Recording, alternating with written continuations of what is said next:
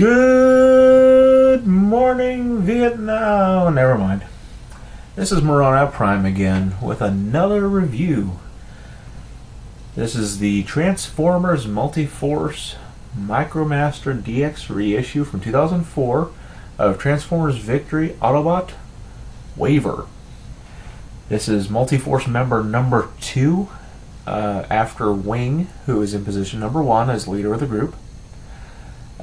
He too, like the rest of the team, is a rectangle. A fancy rectangle. The alt mode is that of a hovercraft or speedboat of some fashion. I would compare it somewhat to Sea Spray, if you remember that mini-bot from 85. This is somewhat reminiscent in that it has the fan in the back. A nice little detail is you can actually spin the fan in the back. I thought that was really neat. Not too many figures have something like that, at least not this early on. You've got your hydrofoils down here, and the arms, I am assuming, are supposed to be other hydrofoils in the back. I'm not sure, but I have them flipped down just in case to hide the wheel. I'm not sure if boats are necessarily in need of wheels, but he has them. Go figure. So anyway, on to the transformation. He's a little more complex than Wing was. Not by much though. It's basically the same overall transformation. What we'll do is we'll pull up the front of the boat here. This will become the feet. If I can get a hold of them. Come on. Yeah, anytime now. Huzzah! Okay. Break the legs apart. Flip the feet up. These hydrofoils, you can put them pretty much anywhere. I typically like to keep them down to kind of complement the rest of the feet. The legs, they extend downward. Like so. Then you, of course, got your arms down here. Now the fun part with all Multiforce members is you have to reach between the legs and push up in order to get the head to pop up. Those of you with questionable morals may want to not think too hard about that one. There is Waver in his robot mode, such as it is. Get the legs straightened out there. He suffers again from the huge foot syndrome that pretty much all of them do, but none near as bad as Wing. Overall, he's a little bottom heavy, but he's very stable. Good Generation 1 looking block mode, and not bad though. He comes with 2 accessories. The gun. Try to get in some good light here so you can see the detail on it. It's a little bit bigger than Wings, not by much, but it's about average size for the Multiforce guns. And then he also comes with something that he doesn't even use.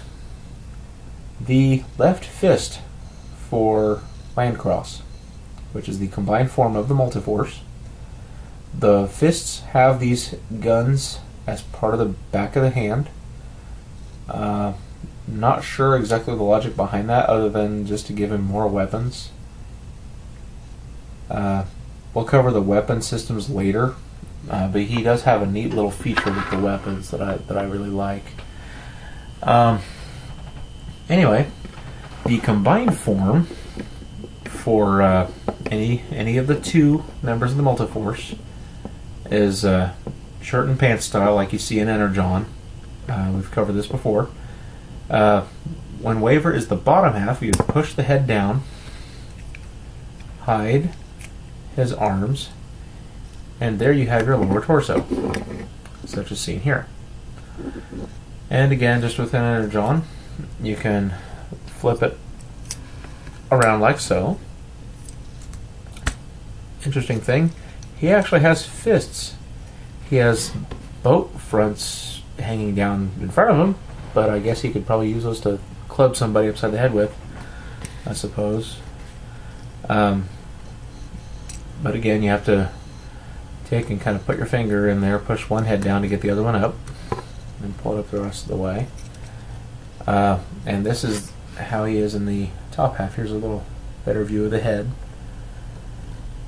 Again, with the names, it would be Waver Wing with him on top, Waver Mock, Waver Tacker, or with him on the bottom, it would be like, Mock Waver, Dash Waver, whatever.